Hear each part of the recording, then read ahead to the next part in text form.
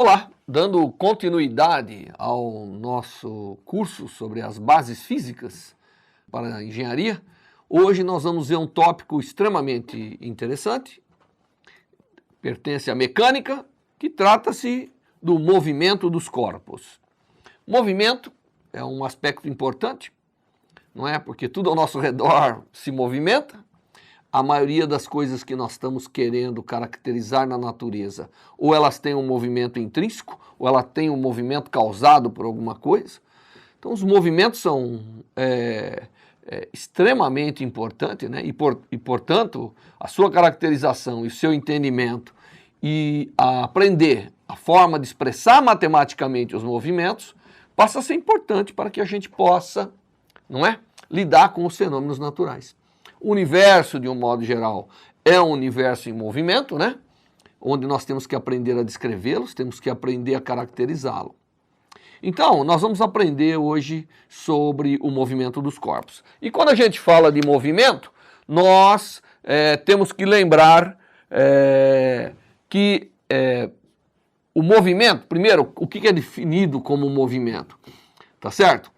Nós temos que sempre lembrar que a noção de movimento é algo relativo, né? Então, uma coisa pode estar em movimento em relação a outra, mas não em relação a uma terceira. Então, vamos supor que nós dois estejamos dentro de um carro, né? Para nós, uma pessoa que está lá fora está em movimento, porque a gente vê ela se deslocando, ela mudando a sua posição relativa a nós. Mas nós dois, um em relação ao outro, não estamos em movimento em relação ao outro. Então o conceito de movimento é um conceito importante, mas ele é relativo. A gente sempre tem que ter um chamado referencial. Tá certo? Nós sempre temos que saber em relação a quem nós estamos dizendo que está em movimento. Porque aí fica fácil de fazer as caracterizações, não é?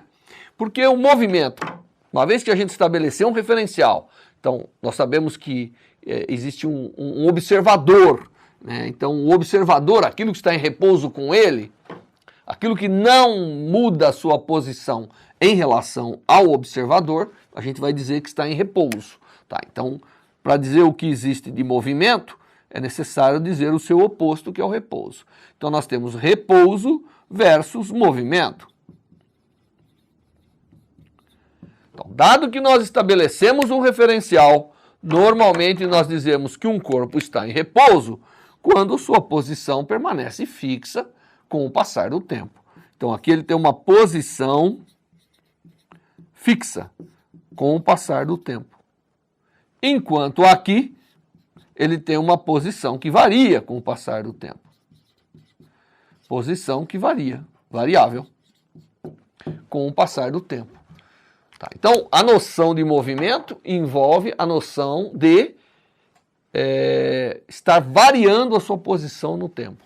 E se você está variando a sua posição no tempo com relação a um observador, nós vamos dizer que você está em movimento. Se você não está variando a sua posição com relação ao observador, nós vamos dizer que você está em repouso. Tá certo? Então, ser capaz de caracterizar o movimento já mostra claramente que eu tenho que ser capaz de caracterizar a posição do corpo, né, para ver se ela se altera ou não com o tempo. E a caracterização da posição é uma das coisas importantes que nós vamos fazer sobre os movimentos. Então, eu gostaria de agora, né, pegar um exemplo aqui para você, bem simples, tá certo? Imagine que nós temos um corpo e esse corpo foi observado ao longo do tempo. Então, alguém foi tirando foto dele como função do tempo e observou que ele tinha essas posições aqui na mesa, por exemplo. Tá? Então, para alguém como eu que estou aqui olhando, essa posição está variando no tempo, portanto, há movimento, não é? Há movimento, tá certo? Os pontos, as posições sucessivas deixadas pelo corpo ao longo das posições é o que nós chamamos de trajetória. Tá certo? Então, existe uma trajetória caracterizada por essa sequência de pontos, tá certo? E, obviamente, como eu falei, esse movimento tem que ser com relação a um referencial, que aqui no caso é a mesa. Tudo que tiver parado em relação a essa mesa, ou tudo que tiver parado com relação à minha posição, a gente diz que está em repouso. E tudo que está mudando a sua posição com relação à minha posição aqui, nós dizemos que está em movimento. Então, o conceito de movimento é um conceito bem tranquilo, não é? E envolve caracterizar a posição. E como que nós caracterizamos a posição? Bom, para caracterizar a posição, nós temos que lançar mão de o que nós chamamos de coordenadas. Então, normalmente, nós gostamos de caracterizar as posições através de um eixo de coordenadas. Se eu tenho um eixo de coordenada, eu posso agora, para cada posição do corpo, ter um par de coordenadas que nós chamamos de XY. E exatamente esse par de coordenadas XY, não é? Para a sequência de instantes, é que caracteriza a trajetória do corpo. Então, esse par de coordenadas é que caracteriza essa trajetória que nós falamos. Então, normalmente, para caracterizar o movimento dos corpos, nós somos obrigados a lançar mão do sistema de coordenadas. O sistema cartesiano não é o único que existe. Existem outros sistemas, né, que são interessantes, como é o caso das coordenadas polares ou coordenadas esféricas, ou mesmo outras mais complexas, né? Mas para esse curso, para essa introdução, as coordenadas cartesianas vão ser suficientes. E normalmente eu tenho um eixo horizontal e um eixo vertical, e a cada ponto da trajetória eu posso associar um valor na vertical e um valor na horizontal.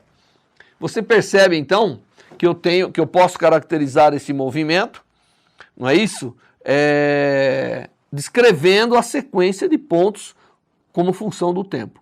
Então, se eu descrever essa função, essa sequência de pontos, se eu souber quem é o x e o y para cada instante de tempo, eu sou capaz de recuperar o que está acontecendo com o corpo à medida que o tempo passa.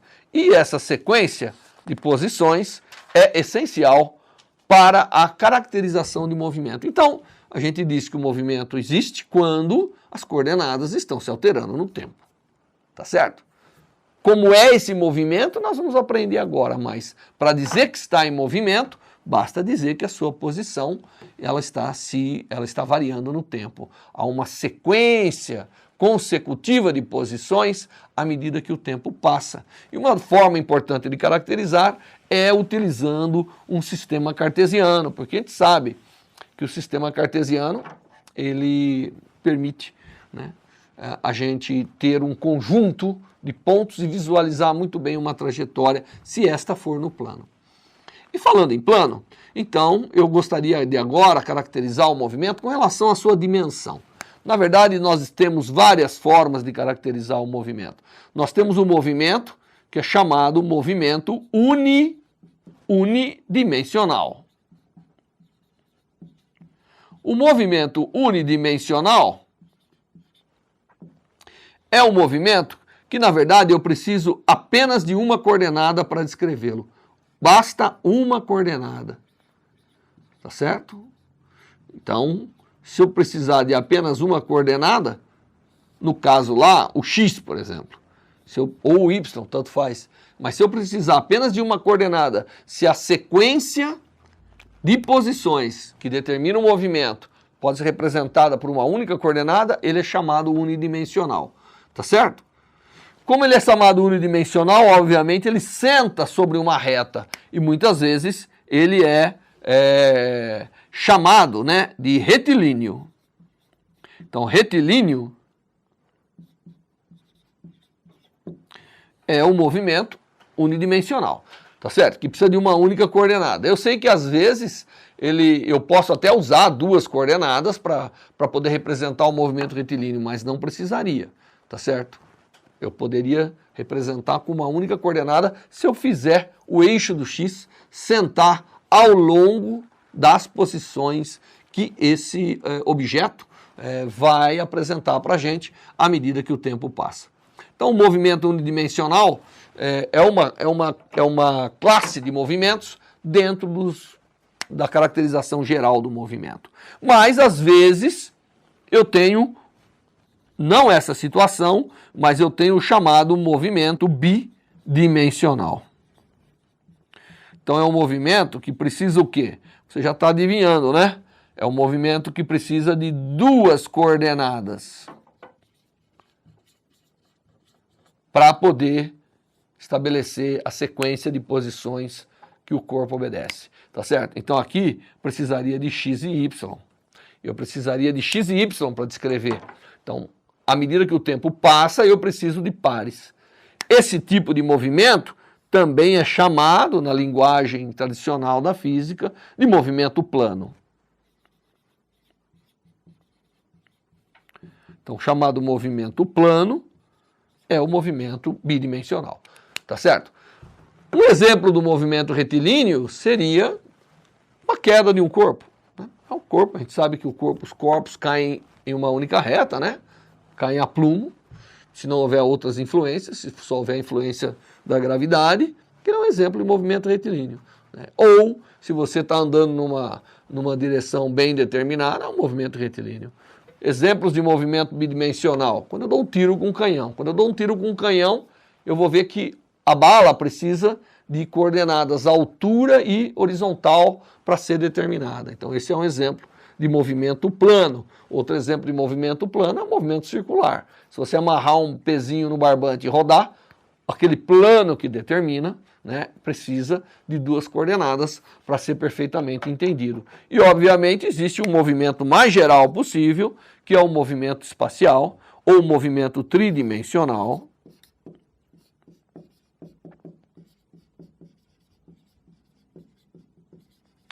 onde eu preciso de três coordenadas para perfeitamente estabelecer o movimento. Então aqui eu precisaria de x, y e z. Então eu preciso um conjunto de 3 pontos para cada instante de tempo para determinar o movimento. E ele também tem um nome na linguagem cotidiana nossa, que é o chamado movimento espacial.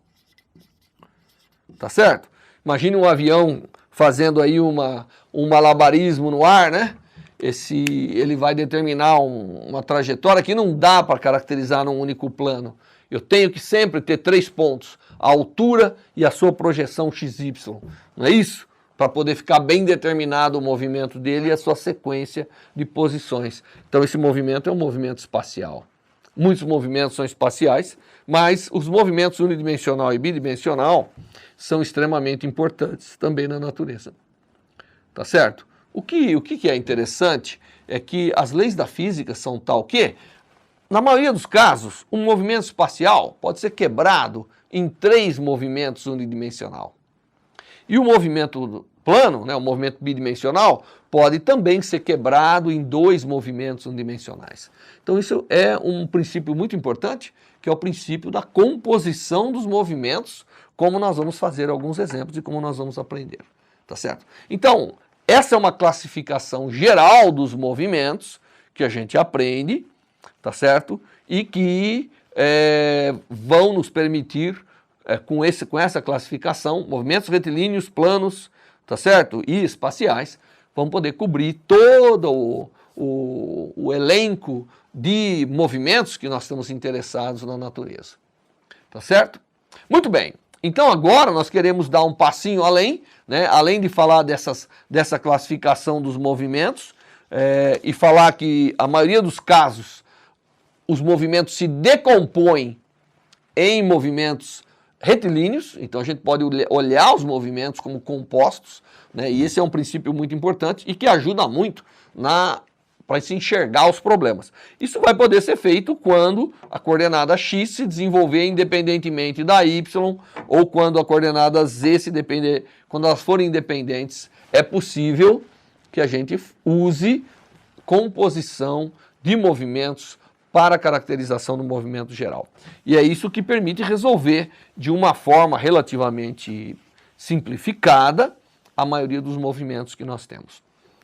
Bom, então nós já sabemos o movimento com relação à necessidade de coordenadas. Nós classificamos esses movimentos. Agora eu preciso, né, de alguma maneira, caracterizá-los, né? Então eu preciso uma caracterização completa do movimento.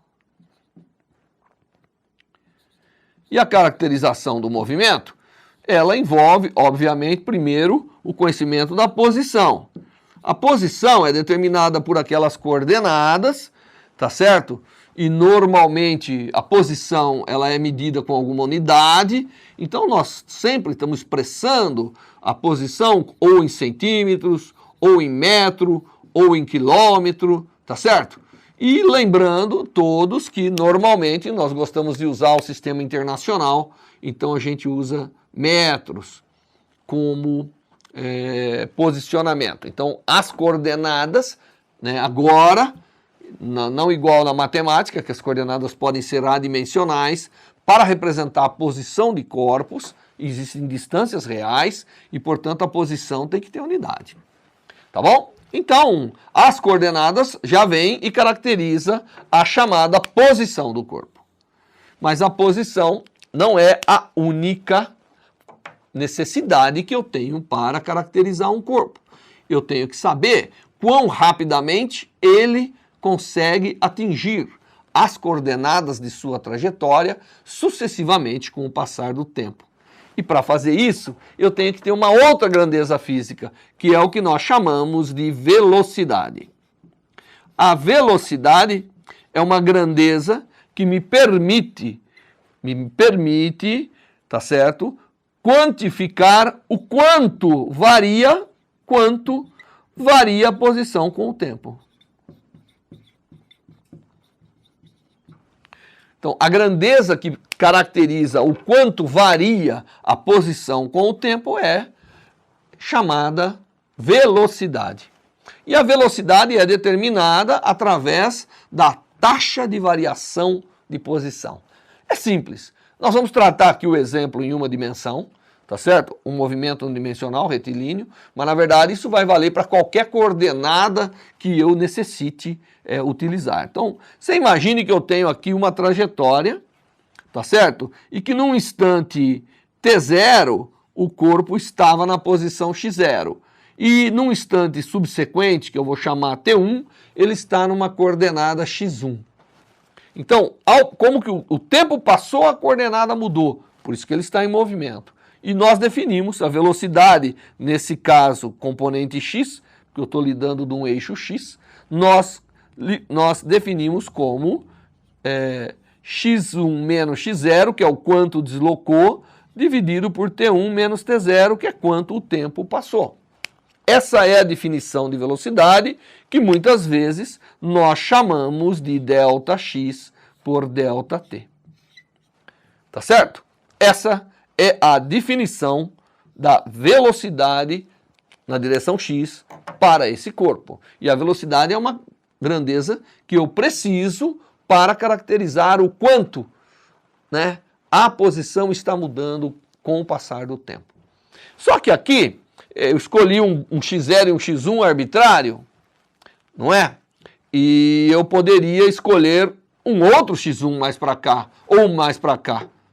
Tá certo? E a minha pergunta é, será que essa velocidade depende do ΔX do intervalo escolhido? E a resposta é, quando ela não depende, nós chamamos de movimento uniforme. Então, então quando eu tenho delta, quando eu tenho a velocidade, uma das componentes aqui da velocidade, estou me referindo a essa componente, né? Então, quando a velocidade é a mesma para qualquer ΔX, nós temos o que nós chamamos de movimento uniforme.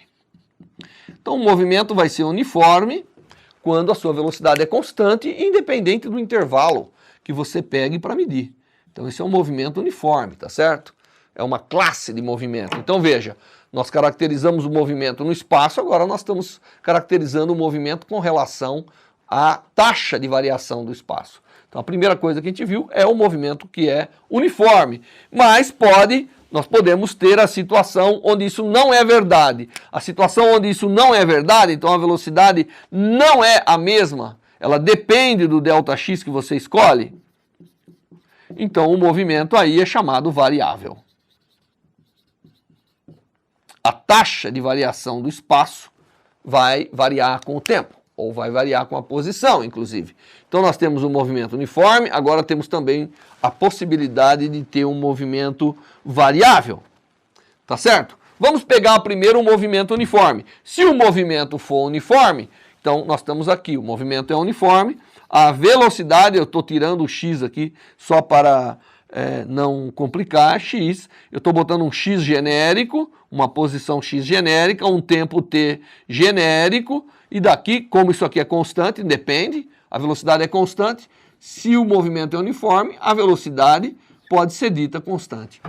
Então, se isso aqui é constante, daqui eu posso verificar que a posição do objeto, multiplicando aqui, é x0, passando x0 para lá, mais a velocidade vezes o tempo decorrido.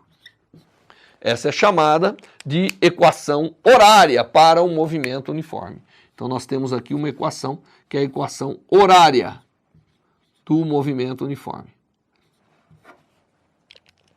Tá certo? Então, como independe, né? Como V independe do ΔX, eu posso fazer isso. Se V dependesse do ΔX, eu não poderia fazer isso.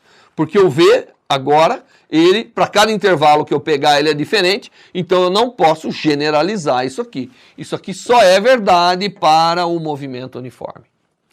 Tá certo?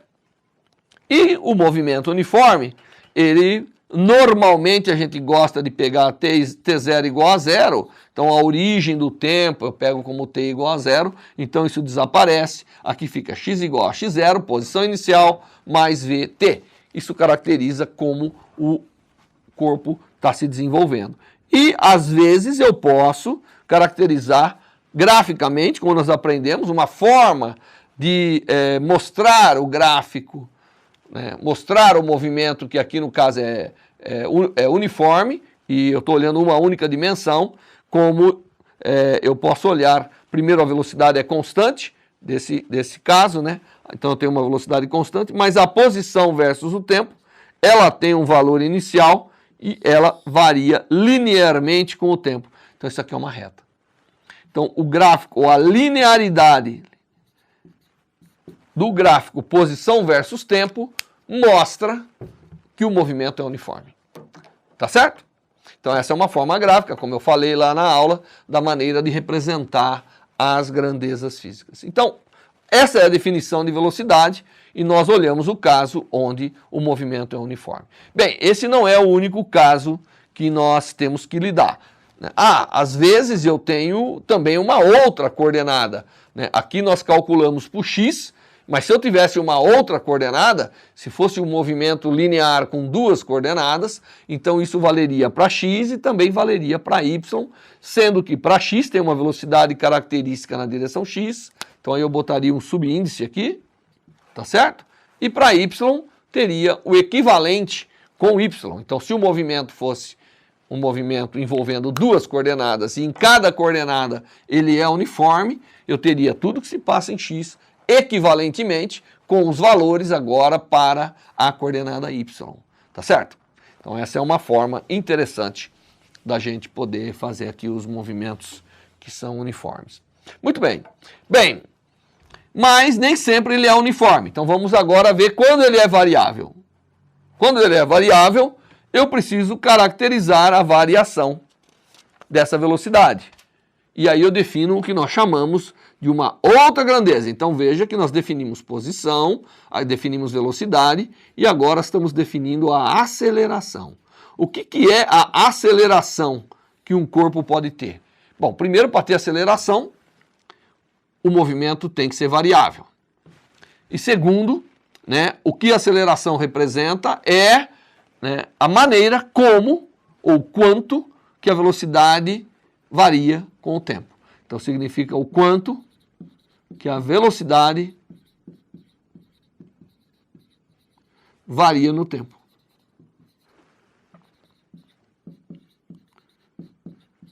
A velocidade, a unidade para velocidade, obviamente, é distância por tempo, portanto é metros por segundo, não é? Ou centímetros por segundo, ou quilômetros por hora e assim por diante. A aceleração é o quanto a velocidade varia no tempo, tá certo? E, novamente, agora eu vou pegar aqui um eixo do tempo. Eu vou pegar um eixo do tempo, tá certo? E à medida que o tempo passa, numa certa posição, o corpo tinha velocidade V0 no instante T0, aí ele passou a ter velocidade V1 no instante T1. E a forma de definir a aceleração é que a aceleração desse corpo é igual a V1 menos V0 dividido por T1 menos T0, que é o que nós chamamos normalmente de ΔV sobre ΔT. Tá certo? Delta aqui é a variação. Então, essa é a definição de aceleração olhando, né, uma componente de velocidade. Porque eu estou olhando uma componente de velocidade, que aí você tem que voltar atrás e ver que isso é uma componente das coordenadas espaciais. Tá certo? Então, essa é a definição. E aqui vale a mesma coisa. Eu posso perguntar, bem, qualquer ΔV que eu pegue ao longo do tempo, dá ou não a mesma aceleração? E a resposta é, pode dar ou pode não dar. Quando A independe do ΔV que eu escolhi, tanto faz eu pegar um intervalo de tempo pequenininho como grande, né? Vai variar aqui. Quando independe de ΔV, nós dizemos que o movimento ele é uniformemente acelerado.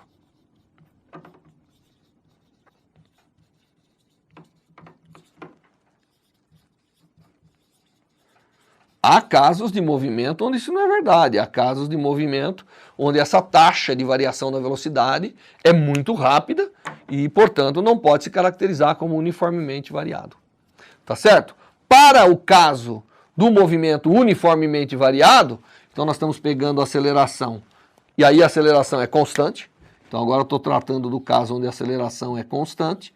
Para esse caso onde a aceleração é constante, tá certo? Então eu tenho um valor para aceleração dado uma certa coordenada, que é o chamado movimento uniformemente acelerado. A gente pode mostrar, da mesma forma que mostramos para a posição, que a velocidade ela é a velocidade inicial mais a taxa de variação, que é a aceleração, menos t, menos t0. Então v no instante t é dado por essa relação. E nós podemos também mostrar de uma forma não muito difícil que à medida que o movimento passa, a velocidade em cada posição é a velocidade inicial. A velocidade em cada posição ao quadrado é a velocidade inicial mais 2 vezes a aceleração vezes a variação dessa posição. E também posso mostrar que a posição, né, menos o quanto ele anda é igual a V0 vezes a passagem do tempo mais meio da aceleração vezes t menos t0 ao quadrado. Isso aqui vem dessa definição, a gente pode construir essas outras relações. Então veja, eu sei caracterizar a posição como função do tempo, eu sei relacionar a velocidade em cada posição e eu sei relacionar a velocidade para cada instante de tempo. Portanto, eu sei relacionar todas as grandezas envolvidas no caso, e só no caso, da aceleração ser constante. Então nós estamos lidando com essa aceleração A, que é uma constante, e aí eu tenho essas relações aqui para esse movimento que é chamado uniformemente acelerado. Muito bem, então essas relações, elas vêm da própria definição, né, desses movimentos. E para o movimento retilíneo, para esse movimento, imagine que agora eu tenho um movimento retilíneo, né, que é aquele que é numa dimensão, e também ele é com aceleração constante. Então a gente chama de movimento retilíneo uniformemente acelerado. Então, sendo retilíneo, eu tenho o chamado movimento retilíneo uniforme, quando não tem aceleração, e tenho o movimento retilíneo uniformemente variado, quando tem aceleração. E quando tem aceleração, essa aceleração pode ter umas características interessantes, tá certo? Obviamente que essas grandezas que nós estamos lidando, que caracterizam o movimento, são grandezas vetoriais, porque elas precisam de direção de sentido e de amplitude para serem determinadas. Então elas são chamadas grandezas vetoriais. E pode acontecer que o valor da velocidade num ponto e da aceleração tem o mesmo sinal. Quando eles têm o mesmo sinal, o movimento é dito acelerado. E quando V e A têm sinais opostos, por alguma razão, o movimento é dito retardado. Porque num eu estarei aumentando o valor absoluto da velocidade, enquanto no outro eu estarei diminuindo o valor absoluto da velocidade. Então também é uma outra forma da gente incluir aqui a caracterização dessas grandezas. Então veja, o que acontece para a gente caracterizar um movimento? Para caracterizar um movimento, primeiro, existe um movimento, então eu tenho que caracterizar uma posição. Se a gente estiver lidando do movimento retilíneo, essa posição é x. Aí eu tenho que, de alguma forma, caracterizar a taxa de variação dessa posição, que é a velocidade. Então, nesse caso, tá certo? Nós temos V. E eu tenho que também caracterizar a taxa de variação dessa velocidade. Então, eu tenho que caracterizar a taxa de variação da posição, aí eu tenho que caracterizar a taxa de variação da velocidade, que é a aceleração.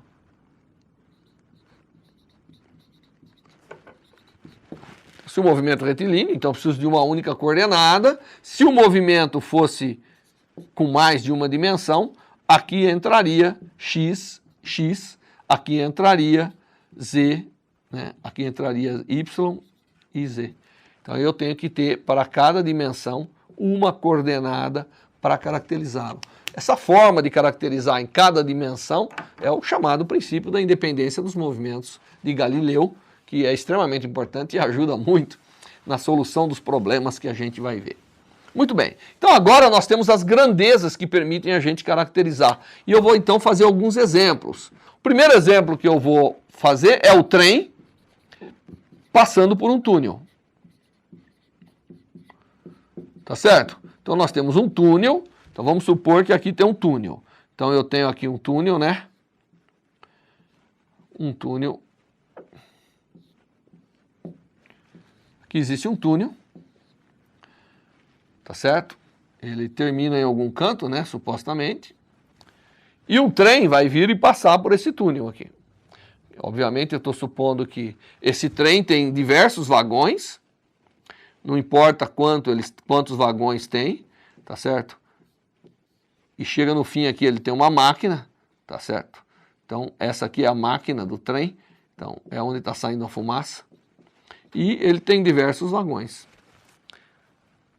O tamanho do trem nós vamos chamar de L minúsculo. E o tamanho do túnel nós vamos chamar de L maiúsculo. E esse trem anda com uma velocidade de cruzeiro, que é a velocidade V. E eu quero determinar qual é o tempo que demora para o trem passar pelo túnel. Então nós temos que ver aqui, eu tenho que traçar uma coordenada, que eu vou chamar de x, tá certo? A hora que o trem tiver com a máquina entrando no túnel, é o momento de entrada. Então esse aqui é o momento zero da entrada. Então a hora que o trem estiver nessa posição, significa que o último vagão está aqui, tá certo? Aqui eu estou representando o tempo, mas aqui eu vou representar a posição. Eu vou chamar essa posição de zero, vou chamar essa posição de L. Aqui, quando a máquina estiver aqui, é que eu chamei de t igual a zero. Aqui, na verdade, é a posição L mais Lão. Tá certo? E para o trem começar a passar, basta a máquina entrar aqui nessa posição.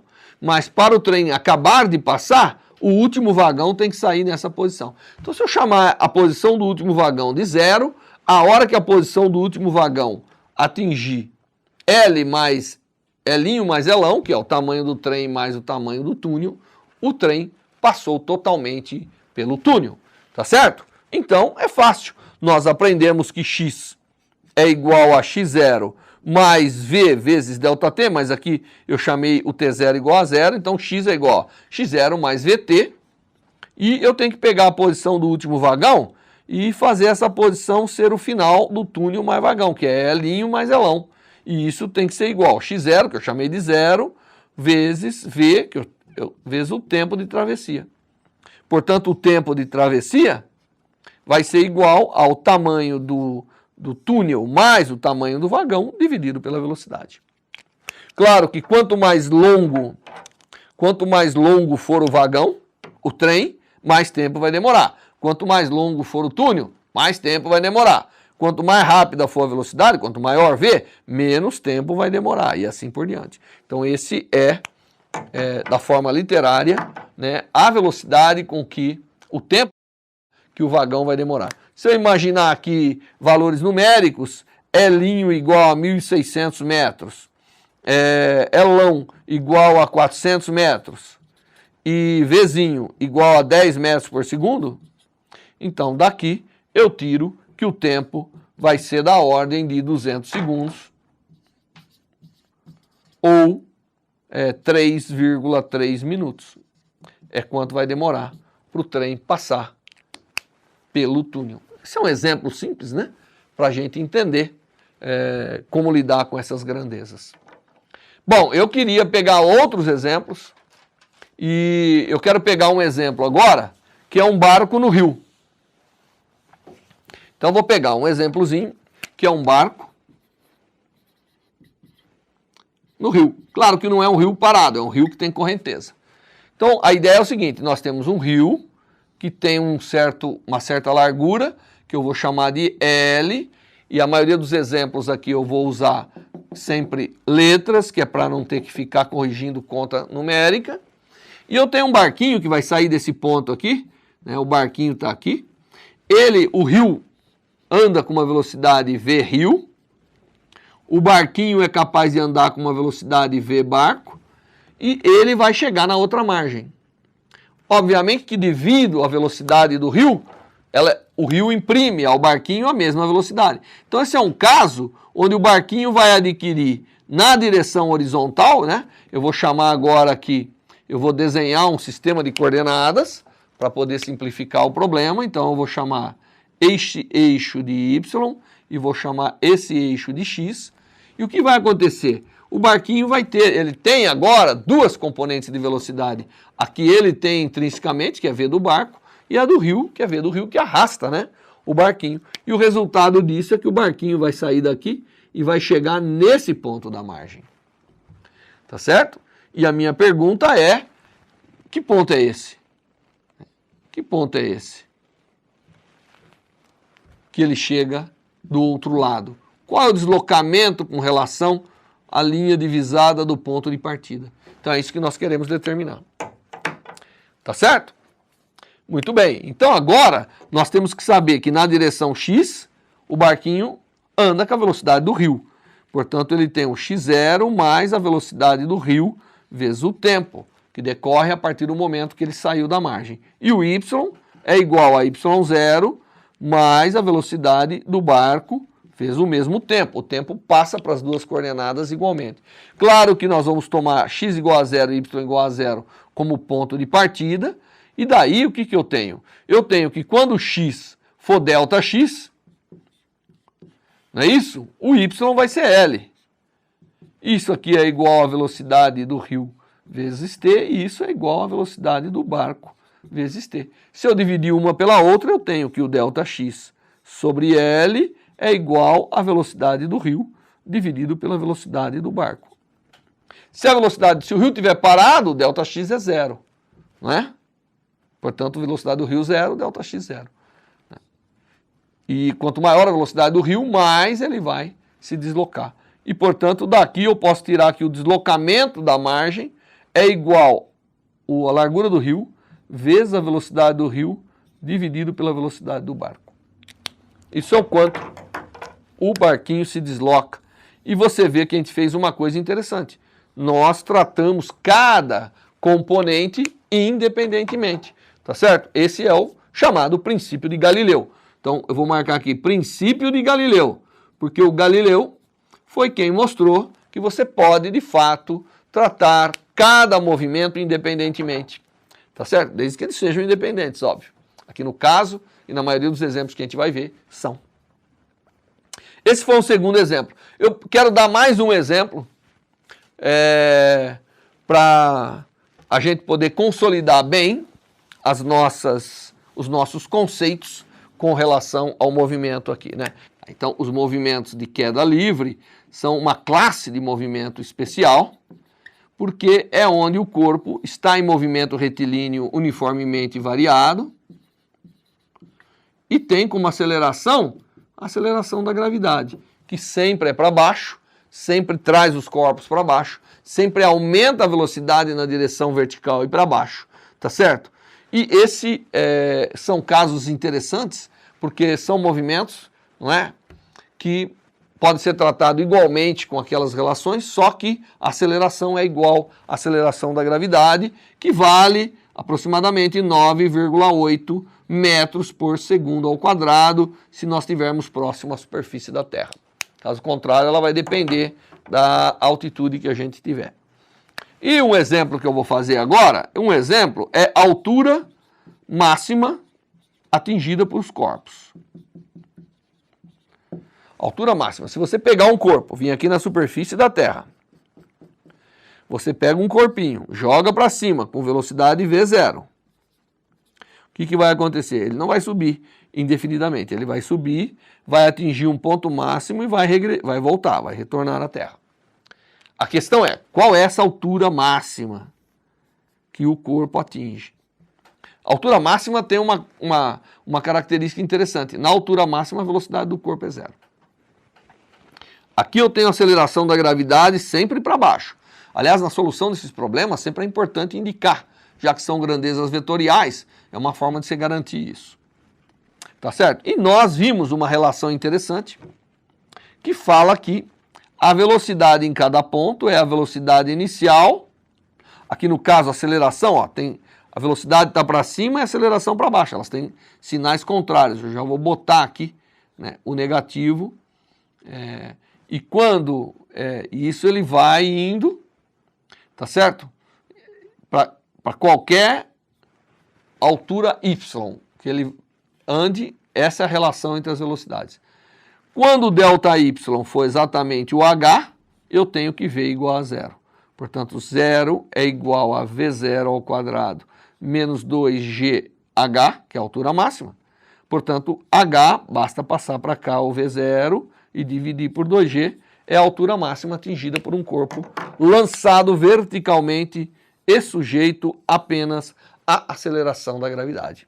É um outro exemplo interessante e que está no nosso cotidiano, tá certo? Bem, nós vimos alguns movimentos, alguns exemplos, nas atividades vocês vão ter que fazer muito mais exemplos. Nós teremos também exemplos nas atividades, tá certo? Presencial, mas isso dá para a gente uma visão do movimento. Existe um movimento plano que eu não posso deixar de relatar para vocês, que é o movimento circular. É um movimento onde a trajetória do objeto é um círculo, tem um raio, tá certo? Que é o raio da trajetória. Em cada ponto, o objeto que eu estou lidando tem uma velocidade, que é chamada velocidade tangencial em cada ponto. E agora, né, você vê, a posição do corpo, ela varre ângulos e, portanto, nós definimos o quanto o ângulo, o objeto, o ângulo que ele varre com relação ao tempo é a chamada velocidade angular. Velocidade angular é dada em radianos por segundo, tá certo? Então essa é a velocidade angular. E a velocidade angular, ela é interessante, porque segue os mesmos princípios. Se depender do delta, eu tenho um movimento circular uniforme, que é chamado movimento circular uniforme. E nesse caso, tá certo? O movimento é totalmente caracterizado por um ômega, né? E como eu ando 2πr para dar uma volta completa, não é isso? Então 2πr dá uma volta completa. O tempo que demora na volta completa, normalmente nós chamamos de período. Isso caracteriza a velocidade tangencial. Só que o 2π sobre t caracteriza a velocidade angular. Então nós temos uma relação interessante entre a velocidade angular e a velocidade linear, que é o quanto de posição o corpo varia aqui com unidade de tempo. Tá certo? Portanto, a grandeza angular, velocidade angular, vezes o raio da trajetória, é a velocidade linear. Essa é uma classe de movimento interessante, movimentos planos, né? Precisa de duas coordenadas para ser descrito, né? Ou, se a gente olhar só a coordenada θ, ele pode ser descrito. Se eu converter para um sistema de coordenada circular, né, que é o polar, então eu não preciso usar o raio, uso somente o ângulo, e ele vira quase que um movimento unidimensional, e todas as relações valem como se fosse um movimento unidimensional. Existem alguns outros exemplos de movimento que são importantes de serem caracterizados. Nós temos um outro tipo de movimento plano, que é o movimento de projéteis. Esse é especialmente importante, porque trata-se daquele caso onde eu pego, tá certo? E faço o lançamento de um projétil num determinado ângulo.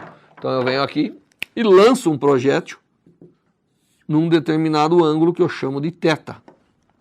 E esse projétil, ele vem, caminha até atingir um ponto lá. Tá certo? Esse movimento determina um plano, e ele é interessante porque ele é composto de um movimento uniforme, ele é composto de um movimento retilíneo e uniforme na direção x, e ele é composto de um movimento retilíneo uniformemente variado sob a ação da gravidade, portanto de queda livre, na direção y, tá certo? Então, se eu criar aqui o sisteminha de coordenadas, que esse aqui eu chamo de y e esse aqui eu chamo de x, então eu tenho aqui uma composição de dois movimentos, e a gente pode determinar facilmente, tá certo? Que a posição y e x estão relacionadas através de a posição x como função de y é uma parábola. É o chamado movimento parabólico, tá? E, obviamente, fazer a dedução, aplicar esses princípios, que é simples, basta somar agora os dois movimentos que nós aprendemos, será parte de atividades a serem realizadas. Bem, o que nós fizemos nessa aula foi uma pequena visão dos movimentos, das definições principais do que é importante, alguns exemplos simples, e com o seu trabalho em conjunto com os conceitos que nós vimos nessa aula, certamente movimentos não será mais um obstáculo para que você aprenda física necessária para a sua carreira. Até mais.